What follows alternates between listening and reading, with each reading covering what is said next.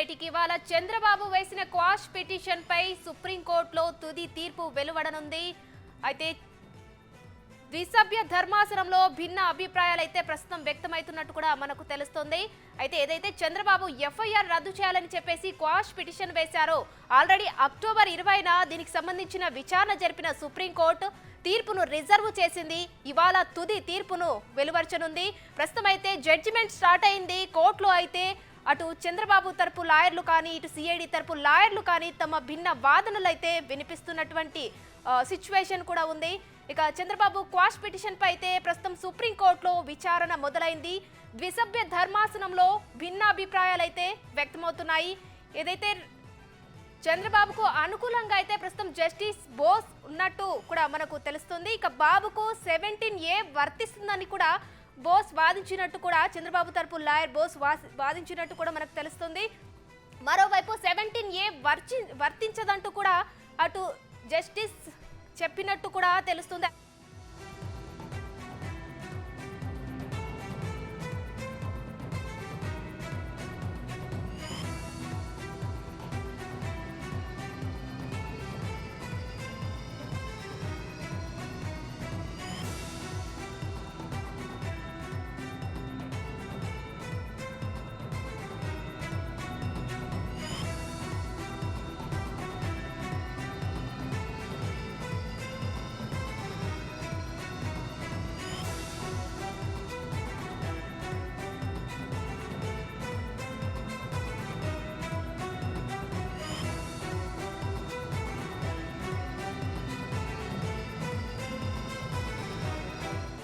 Right Chandrababu దాఖలు చేసిన quash petition కు సంబంధించి తుది తీర్పు కాసేపట్లో వెలువడనుంది. దీనికి సంబంధించిన ఫుల్ డీటెయిల్స్ మా ఎగ్జిక్యూటివ్ ఎడిటర్ అశోక్ అందిస్తారు లైవ్ లో. అశోక్ చెప్పండి, ఇవాళ తుది తీర్పు వెలువడనుంది. ఈ తీర్పు కోసం అయితే ప్రస్తుతం దేశవ్యాప్తంగా అందరూ ఎదురు చూస్తున్నారు. ఒక ఉత్కంఠ ఉంది. ఇప్పటికే టీడీపీ శ్రేణుల్లో కూడా ఏం జరగబోతుందని దీనిపై అప్డేట్స్ ఏంటి? ప్రస్తుతానికైతే తీర్పు వచ్చింది. తుది తీర్పు అనేది వస్తుందా లేదా అన్న దాని మీద ప్రస్తుతానికైతే క్లారిటీ లేదు. అది చీఫ్ జస్టిస్కి రిఫర్ చేశారు. అంటే త్రిసభ్య ధర్మాసనం ఏదైతే ఉంటుందో ముగ్గురు న్యాయమూర్తుల బెంచ్ ఏదైతే ఉంటుందో ఆ బెంచ్కి రిఫర్ చేశారు. సో ఆ బెంచ్ ఈ కేసును ఎప్పుడు తీసుకుంటుంది, ఎప్పుడు జడ్జిమెంట్ ఇస్తుంది అనేది ప్రస్తుతానికి క్లారిటీ లేదు. అది బహుశా ఇవాళ రావచ్చు, రేపు రావచ్చు, కొన్ని వారాల సమయం కూడా పట్టే అవకాశం ఉంటుంది. త్రిసభ్య ధర్మాసనానికి ఒక కేసుని రిఫర్ చేయటం, అది కూడా ఒక బెంచ్ మీద ఇద్దరు న్యాయమూర్తులు భిన్నమైన తీర్పులు ఇవ్వటం అనేది చాలా రేరుగా జరుగుతూ ఉంటుంది.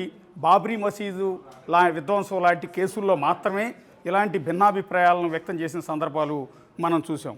ఆ బాబ్రీ మసీదు విధ్వంసం కేసుకు సంబంధించి కూడా అటు అయోధ్య రామాలయానికి సంబంధించిన కేసులో కూడా త్రిసభ్య ధర్మాసనంలో ఇద్దరు జడ్జిలు రామాలయానికి అనుకూలంగా జడ్జిమెంట్ ఇస్తే ఒక న్యాయమూర్తి మాత్రమే అటు బాబ్రీ మసీదు తరపున వాదిస్తున్న లాయర్కు అనుగుణంగా జడ్జిమెంట్ ఇచ్చారు. సో ఇలాంటి రేర్ కేసుల్లో మాత్రమే ఈ విధంగా న్యాయమూర్తుల మధ్య భిన్నాభిప్రాయాలు, భిన్నమైన తీర్పులు రావటం అనేది మనం చూస్తూ ఉంటాము. అందువల్ల చంద్రబాబు నాయుడు కేసు అనేది ఒక సంచలనమైన కేసు. ఆ కేసుకు సంబంధించి గవర్నర్ అనుమతి లేకుండా, ఆ గవర్నర్ పర్మిషన్ లేకుండానే అక్రమంగా అరెస్టు చేశారు అంటూ చంద్రబాబు నాయుడు తరపు న్యాయవాదులు సుప్రీంకోర్టుకు వెళ్ళటం, సుప్రీంకోర్టులో సుదీర్ఘంగా దీని మీద విచారణ జరగటం, వాదోపవాదాలు ముగియటం, వాదోపవాదాలు ముగిసిన తర్వాత జడ్జిమెంట్ని ఇప్పటివరకు కూడా రిజర్వ్ పెట్టడం, దాదాపు వాదోపవాదాలు ముగిసి 3 నెలలకు పైగా సమయం ముగిసిపోయింది. కానీ ఇప్పటివరకు జడ్జిమెంట్ అది రిజర్వ్లోనే ఉంచడం అనేది జరిగింది. దానికి ఒక న్యాయమూర్తుల బెంచ్ అనేది జడ్జిమెంట్కి సంబంధించి వాదోపవాదాలు ముగిసిన తర్వాత జడ్జిమెంట్ని పలానా తేదీని అనౌన్స్ చేయాలి, లేకపోతే ఇన్ని రోజులు రిజర్వ్ పెట్టాలన్న నిబంధన లాంటిది ఏదీ లేదు. దానికి వేరు కారణాలు ఉండొచ్చు. అందువల్ల చంద్రబాబు నాయుడు కేసుకు సంబంధించిన జడ్జిమెంట్ అనేది దాదాపు 3 నెలలకు పైగా రిజర్వ్లోనే ఉంది. కొద్దిసేపటి క్రితమే ఆ తీర్పుని ఇద్దరు న్యాయమూర్తుల బెంచ్ అనేది వెలువరించింది. ఆ వెలువరించిన సందర్భంలో justice Aniruddha Bose and justice Bela Trivedi, ఈ ఇద్దరు న్యాయమూర్తుల బెంచ్ అనేది భిన్నమైన అభిప్రాయాలని వ్యక్తం చేసింది. జస్టిస్ అనిరుద్ధ్ బోస్ ఏమన్నారంటే, పర్టికులర్గా ఈ కేసులో 17A అప్లికేబుల్ అవుతుంది. ఒక మాజీ ముఖ్యమంత్రిని లేకపోతే ప్రస్తుత ఎమ్మెల్యేని అరెస్ట్ చేసే సందర్భంలో ఖచ్చితంగా గవర్నర్ అనుమతి తీసుకోవాల్సి ఉంటుంది. ఆ మధ్యకాలంలో చేసిన చట్ట సవరణ ప్రకారం 17A ఆయనకి అప్లికేబుల్ అవుతుందన్న భావన నాలో ఉంది అనేది జస్టిస్ అనిరుద్ధ్ బోస్ ప్రస్తుతంగా తన తీర్పులో భాగంగా ఆయన చెప్పడం అనేది జరిగింది. ఒక విధంగా చెప్పాలంటే జస్టిస్ అనిరుద్ధ్ బోస్ వెలువరించిన తీర్పు అనేది చంద్రబాబు నాయుడికి తెలుగుదేశం పార్టీ చేస్తున్న వాదనకి అనుకూలంగా ఉందని చెప్పాల్సి ఉంటుంది. ఒక విధంగా వాళ్ళకి ఫేవర్గా జడ్జిమెంట్ వచ్చిందని మనం భావించాల్సి ఉంటుంది. ఏదైతే చంద్రబాబు నాయుడు తరపు న్యాయవాది సిద్ధార్థ్ లూథ్రా కానీ ముకుల్ రోహిత్కి కానీ వాళ్ళు చేస్తున్న వాదనల ప్రకారం వాళ్ళ వాదనలతో జస్టిస్ అనిరుద్ధ్ బోస్ ఏకీభవించినట్టుగా మనం దీన్ని బట్టి భావించాల్సి ఉంటుంది. అయితే అదే క్రమంలో అనిరుద్ధ్ బోస్ ఎప్పుడైతే జడ్జిమెంట్ వెలువరించారో కొన్ని సెకండ్ల తర్వాత జస్టిస్ బేలా త్రివేది తన తీర్పును వెలువరించారు. అంటే నాకు అనిపించిన అంశం ప్రకారం చట్ట సవరణకు ముందు చట్ట సవరణ తర్వాత రెండు రకాలుగా ఈ కేసును చూడాల్సి ఉంటుంది. అదే క్రమంలో చంద్రబాబు నాయుడు అరెస్ట్కి 17A అనేది అప్లికేబుల్ కాకపోవచ్చు అనేది నా భావన అంటూ జస్టిస్ బేలా త్రివేది తన జడ్జిమెంట్లో భాగంగా చెప్పడం అనేది జరిగింది. అంటే అనిరుద్ధ్ బోస్ 17A అప్లికేబుల్ అవుతుందని చెప్తే జస్టిస్ బేలా త్రివేది మాత్రం అప్లికేబుల్ కాకపోవచ్చు అన్నది నా భావన అంటూ ఆయన చెప్పడం చూస్తాం. అంటే ఇద్దరు క్వైట్ ఆపోజిట్. అంటే అప్లికేబుల్ అవుతుందని ఆయన, కాదని ఈ న్యాయమూర్తి ఇచ్చిన అంటే భిన్నమైన తీర్పులు.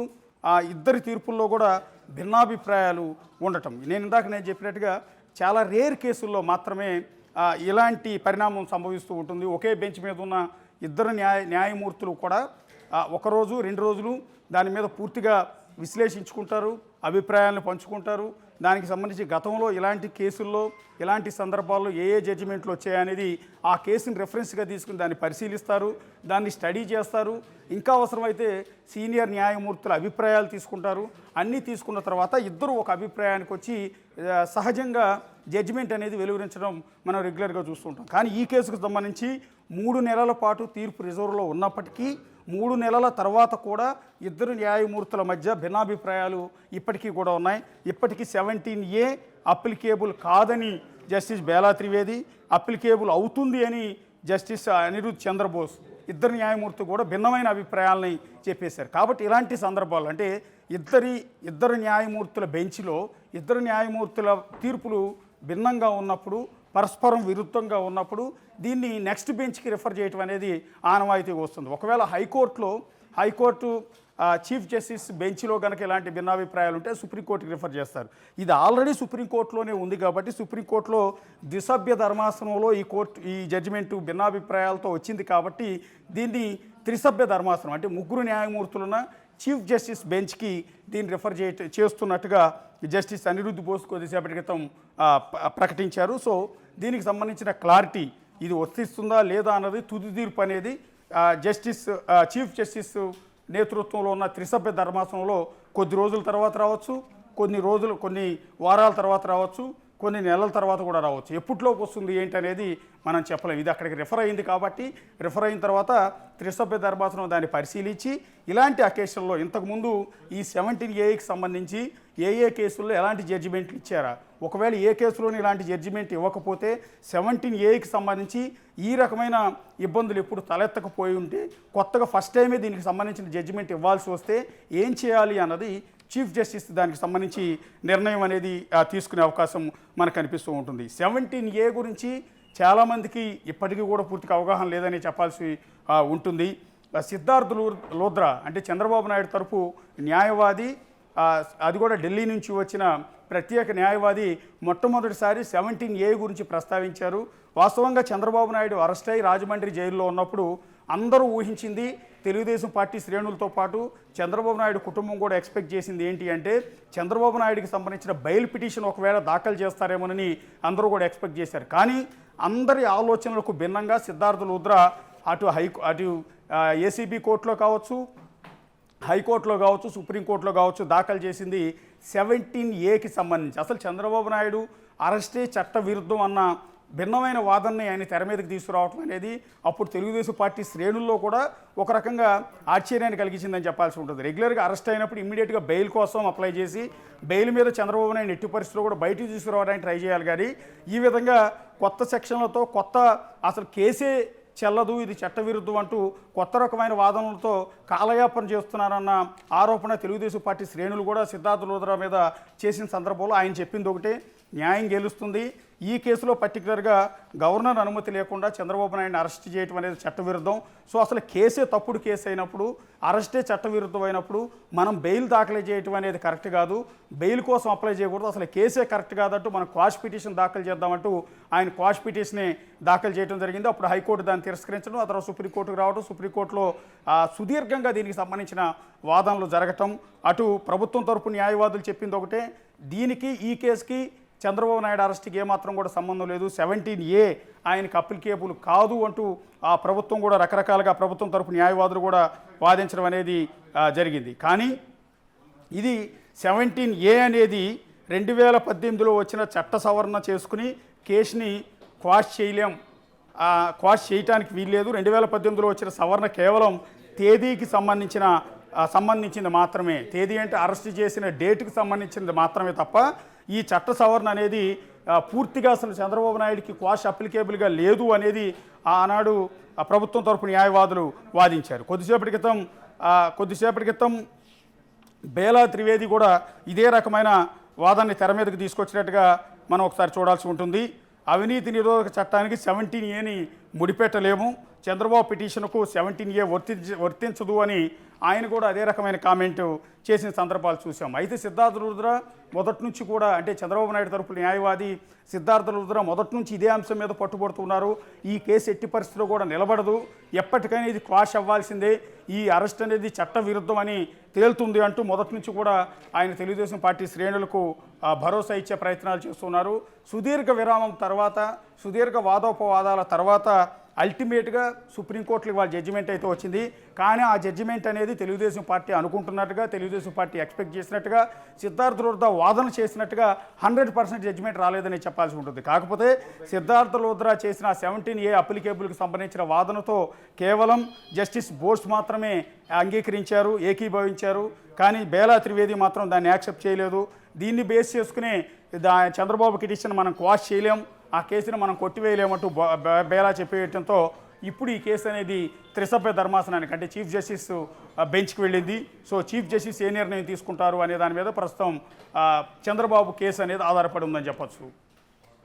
అశోక్, అలాగే ఈ సిజిఐకి ఏదైతే కేసు రిఫర్ చేసిందో ఇంతకుముందు కూడా ఇలాంటి ఏ కేసులోనైనా రిఫర్ చేసినటువంటి సందర్భాలు ఉన్నాయా? అంటే దాదాపుగా ఈ స్కిల్ స్కామ్ కాకుండా ఎలాంటి కేసులు ఈ సిజిఐకు రిఫర్ చేసే అవకాశాలు ఉంటాయి? బేసిక్గా ఎప్పుడైనా ఇందాక నేను దీని గురించి పూర్తి స్థాయి వివరణ కూడా చెప్పాను. ఏ కేసులో అయినా సరే హైకోర్టు చీఫ్ జస్టిస్ నేతృత్వంలో ఉన్న బెంచ్లో కనుక న్యాయమూర్తుల మధ్య భిన్నాభిప్రాయాలు తలెత్తిన సందర్భంలో అది సుప్రీంకోర్టుకు వస్తుంది. ఆల్రెడీ ఈ కేసు సుప్రీంకోర్టులోనే ఉంది. కాకపోతే సుప్రీంకోర్టులో ద్విసభ్య ధర్మాసనం చేతిలో ఈ కేసు అనేది ఉంది. సో దాన్ని త్రిసభ్య ధర్మాసనానికి, అంటే ఇద్దరు జడ్జిలున్న బెంచ్లో భిన్నాభిప్రాయాలు వచ్చాయి కాబట్టి ముగ్గురు జడ్జిలు ఉన్న చీఫ్ జస్టిస్ ధర్మాసనానికి దీన్ని రిఫర్ చేశారు. సో ఇలాంటి రేర్గా జరుగుతూ ఉంటాయి. సహజంగా న్యాయమూర్తుల తీర్పుల మధ్య భిన్నాభిప్రాయాలు రావటం అనేది అసహజం అనేది చెప్పాల్సి ఉంటుంది. చాలా రేర్ సందర్భాలు. ఇందాక నేను ఒక కేసును కూడా కోట్ చేశాను. బాబ్రీ మసీద్ విధ్వంసానికి సంబంధించి, అయోధ్య రామాలయానికి సంబంధించిన జడ్జిమెంట్లో కూడా ఇదే రకమైన భిన్నాభిప్రాయాలు వచ్చిన సందర్భాలు చూసాం. అప్పుడు ఉన్న న్యాయమూర్తుల్లో వన్ ఆఫ్ ది న్యాయమూర్తి దీనికి వ్యతిరేకంగా ఆయన తీర్పునివ్వడం కూడా జరిగింది. కానీ మెజార్టీ న్యాయమూర్తులు తీసుకున్న నిర్ణయం అనేది అక్కడ రామాలయానికి అనుకూలంగా వచ్చింది కాబట్టి ఆ జడ్జిమెంటు రామాలయానికి ఫేవర్గా ఇవ్వటం అనేది జరిగింది. ఇక్కడ ఈ కేసులో ఇద్దరు న్యాయమూర్తులు మాత్రమే ఉన్నారు. ఇద్దరు న్యాయమూర్తుల్లో ఒక న్యాయమూర్తి అవునని, ఒక న్యాయమూర్తి కాదని భిన్నాభిప్రాయాలు వ్యక్తం చేశారు కాబట్టి నెక్స్ట్ సుప్రీంకోర్టు బెంచ్కి వెళ్తుంది. సుప్రీంకోర్టులో చీఫ్ జస్టిస్తో సహా మరో ఇద్దరు న్యాయమూర్తులు ఉంటారు. అంటే ముగ్గురు న్యాయమూర్తుల బృందం ఉంటుంది కాబట్టి ముగ్గురు న్యాయమూర్తుల్లో మెజారిటీ న్యాయమూర్తులు, అంటే ఇద్దరు న్యాయమూర్తులు ఏ నిర్ణయం అయితే తీసుకుంటారో ఆ ఇద్దరు న్యాయమూర్తులు చెప్పిందే అల్టిమేట్ తీర్పు అవుతూ ఉంటుంది. అందులో మళ్ళీ ఆ త్రిసభ్య ధర్మాసనంలో కూడా ఇద్దరు న్యాయమూర్తులు 17Aకి అనుకూలంగా, ఒక న్యాయమూర్తి 17Aకు వ్యతిరేకంగా కనుక జడ్జిమెంట్ ఇస్తే మెజార్టీ న్యాయమూర్తులు ఇద్దరు కూడా 17Aకి అనుకూలంగా ఇచ్చారు కాబట్టి తీర్పు చంద్రబాబు నాయుడుకు అనుకూలంగా వస్తుంది. అలా కాదు, ఒకవేళ ఇద్దరు న్యాయమూర్తులు 17A అప్లికేబుల్ కాదు అని జడ్జిమెంట్ ఇచ్చి ఒకే ఒక న్యాయమూర్తి మాత్రం ఇది 17A అప్లికేబుల్ అవుతుందని జడ్జిమెంట్ ఇస్తే అప్పుడు తీర్పు అల్టిమేట్ తీర్పు ఇద్దరు మెజార్టీ న్యాయమూర్తులు ఏదైతే చెప్పారో దాని ప్రకారం చంద్రబాబు నాయుడుకి వ్యతిరేకంగా జడ్జిమెంట్ వచ్చే అవకాశం ఉంది. ఈ రెండిట్లో ఏదొస్తుందనేది జడ్జిమెంట్లు మనం ఊహించి ముందస్తుగా చెప్పలేము. సో ఇలాంటి కేసులు ఈ విధంగా కింది స్థాయి ధర్మాసనంలో న్యాయమూర్తుల మధ్య పరస్పర విరుద్ధమైన అభిప్రాయాలు తీర్పులు వచ్చిన సందర్భంలో పై బెంచ్కి రెఫర్ చేయడం అనేది సాధారణంగా జరుగుతుంటుంది. అది కూడా రేర్ కేసుల్లో ఇలాంటివి జరుగుతుంటాయి. సో అలాంటి రేర్ కేసు ప్రస్తుతం Chandrababu Naidu skill development case. So ఇంతకుముందు ఏ కేసులు ఎలా వచ్చాయనేది మనకు పూర్తి స్థాయి క్లారిటీ లేదు. దానికి సంబంధించిన స్టడీ చేయాల్సి ఉంటుంది. రేపొద్దున త్రిసభ్య ధర్మాసనం అంటే చీఫ్ జస్టిస్ నేతృత్వంలోని త్రిసభ్య ధర్మాసనం కూడా ఇంతకుముందు ఏ కేసుల్లో ఈ 17Aకి సంబంధించిన వివాదం తలెత్తింది, ఏ కేసుల్లో ఎవరెవరి అరెస్టులకు సంబంధించిన ఏ జడ్జిమెంట్లు వచ్చాయి, చట్టం 2018లో 17A చట్ట సవరణ చేసిన తర్వాత ఏ కేసుల్లో జడ్జిమెంట్లు ఇచ్చామా, చట్ట సవరణ చేయకముందు ఎలాంటి తీర్పులు వచ్చాయి, ఇవన్నీ కూడా స్టడీ చేసి ఆ కేసులను రెఫరెన్స్గా తీసుకుని దాని ప్రకారం త్రిసభ్య ధర్మాసనం త్వరలో జడ్జిమెంట్ ఇచ్చే అవకాశం ఉంటుంది. Right, thank you Ashok.